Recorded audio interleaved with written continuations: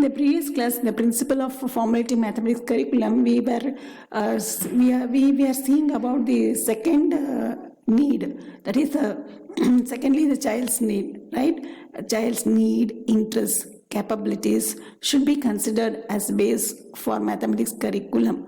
If you while constructing how the child, whether he is interested, whether he needs such things, that will help the child. Should be a child-centered one, right? And can call it as child-centric. The curriculum must provide an environment conducive to learning where the child feels secure, free, and no fear should be there. Oh, teacher is going to give the test. What sort of fear should not enter into the child's mind, and sort of compulsion should not be there. Child should learn freely. Next is the content and various activities provided in the curriculum should help the students to understand the social and civic responsibilities. Whatever you are having, what is my responsibilities? Child should understand. Curriculum should frame in such a manner. So because we are living in a society, we are not alone, right? Next is conservation of our cultural heritage. Whatever heritage is there, we have to conserve it. It's an important aspect that needs to be taken care of when you frame the curriculum, right? Education regarded as the means for preserving our culture, that is our cultural heritage. Preservation and transmission of culture, this is very important. We have to preserve and transfer our culture. Okay, that is, it is transferred from generation to generation. Mathematics curriculum helps for this. Okay, it's very important part the mathematics plays. The curriculum should be framed in such a way that different types of children can have the opportunity of self-expression and development. It is not for a particular group of child, it is for everybody universally. It is a psychological and individual difference should be considered while framing the curriculum. The last one is, it should not be static, that it should be flexible. The most modern and latest development in mathematical ideas should be included in the curriculum. So then and there, the flexibility should be there. Then certain topics is outdated should be removed. The topics like a logarithm, we don't use it because we are using calculator and computer and all. So this can be removed from the curriculum. Then core areas of concerns in school mathematics.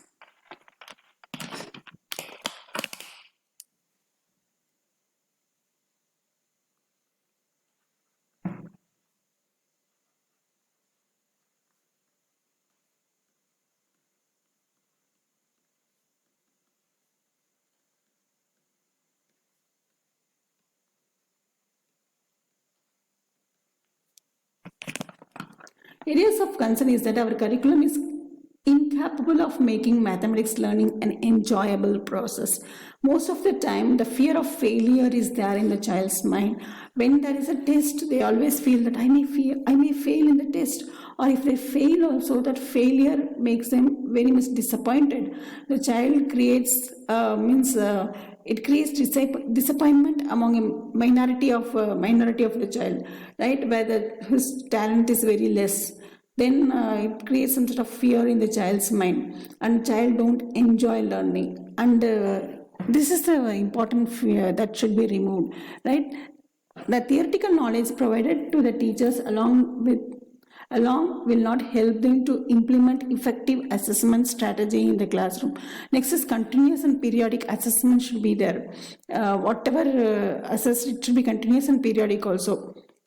And we think that assessment is simple. It is not very simple as we think. That is, the knowledge of assessment should be given to the teacher first, right? The theoretical knowledge provided to the teachers alone will not help them to implement effective assessment strategy in the classroom. Teachers should be provided with various examples of assessment strategies with demonstration. So teachers should be taught that what are the type of assessment is available, how it can be used. Some demonstration should be done for the teacher also, right? So a teacher should know how to assess the child. So the teacher should be given knowledge of assessment. Okay, considering the teaching and for example, teacher is teaching the identity a plus b the whole square, and teacher should teach that a plus b into a plus b multiply 2 times, something like that. So for example, the teacher can start with the idea of this square. Teacher can draw the square and teacher can teach a plus b the whole square, right? And something a teaching aid teacher can use so that it can be taught very nicely. Curricular choices at different stages of school mathematics. Different stages of mathematics, what are the curricular choice?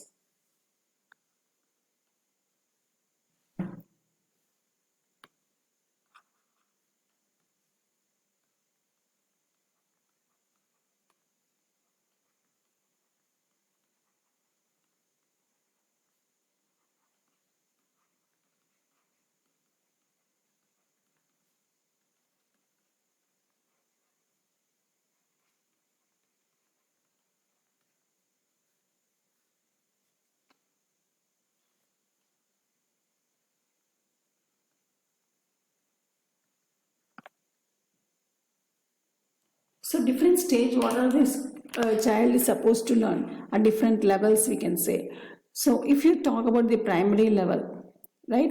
Primary level is a basic platform where later on it is like a building block, we can say, base building. It is a base for the child, right? Where the total building is being made. So two things have to be considered here while choosing the content. Firstly, this is the stage at which we need to create among children a positive attitude, because the first time the child is learning mathematics, if the positive attitude is developed, then the child learns naturally. And the younger stage, child, a lot of games can be given, mathematical games can be given, and there is a lot of scope is there, puzzles, so many things can be given to the child, and basic various ideas you can use. Higher mathematical concept can be developed. If you want to develop higher mathematics in the higher level, then the base should be very strong. If the base is not strong, we cannot build higher, right? So more effort, more importance should be given to the primary level while framing the curriculum, right? And then various topics to be included at the stage: number, operation, shape, spatial understanding, patterns, measurement, data handling. All this should be introduced in this particular stage. The curriculum must explicitly incorporate the progression that learners make from the concrete to abstract. We have to use all the maxims of teaching, concrete to abstract, like something like this, so simple to whole to parts, like this. All this maxim has to be used, and it should be stress free, and it should be like students should pass, something like that, so that the fear of failure should be totally taken away from that.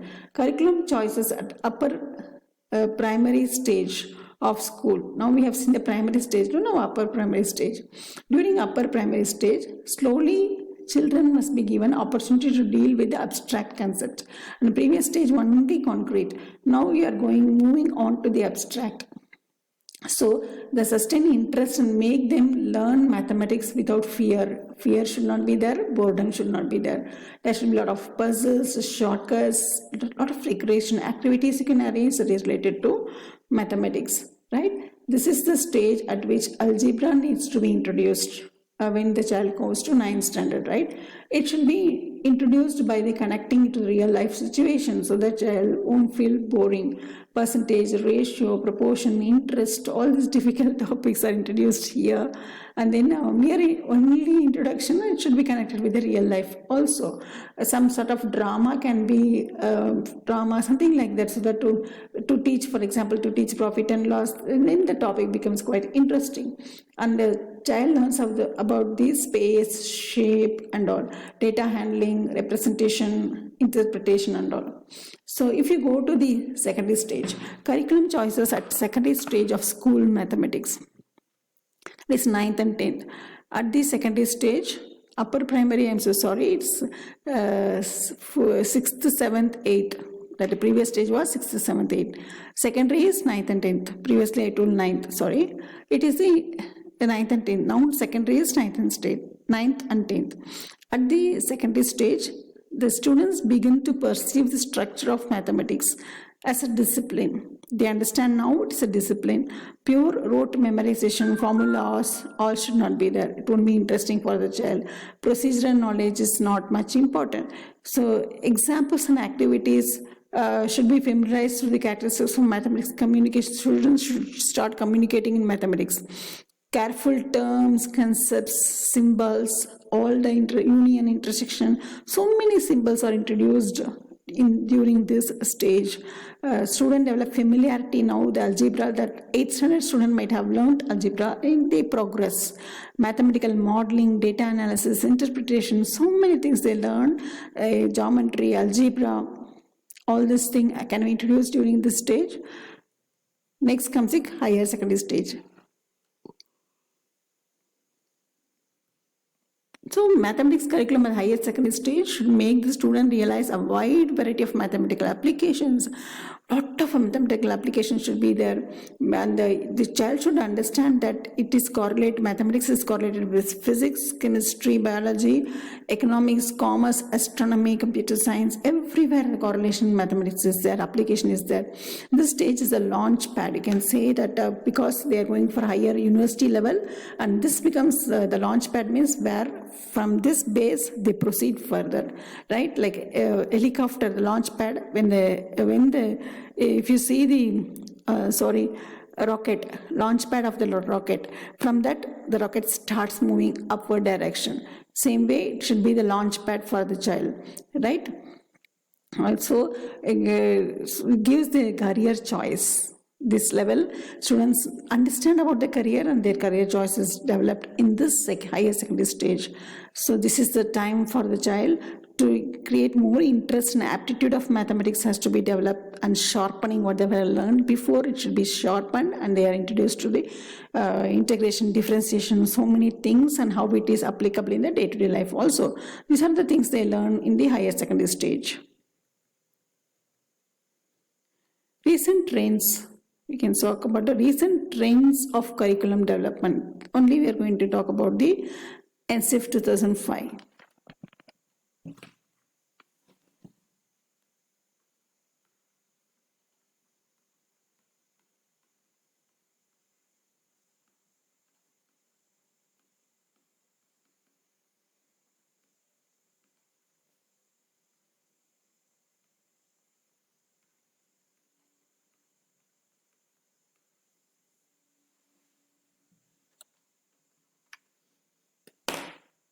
We talk about the behaviorism to the constructivism. So we are moving from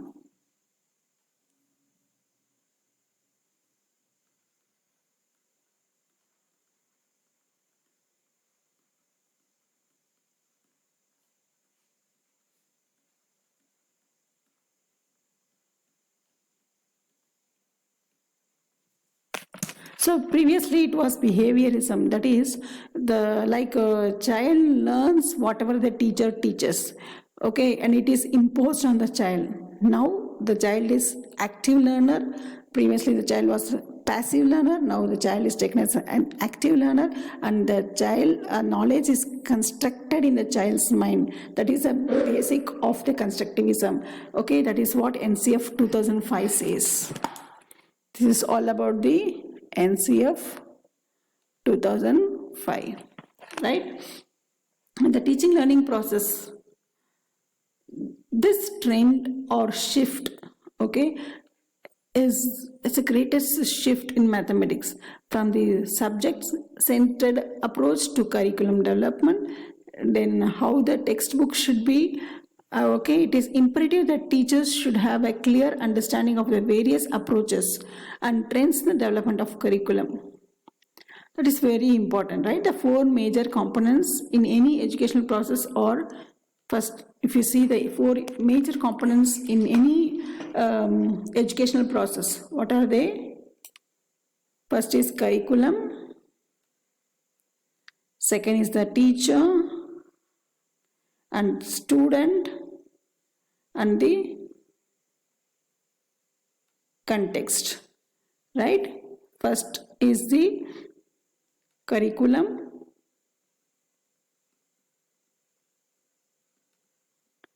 Okay, first is a curriculum, and then the teacher, and then the students,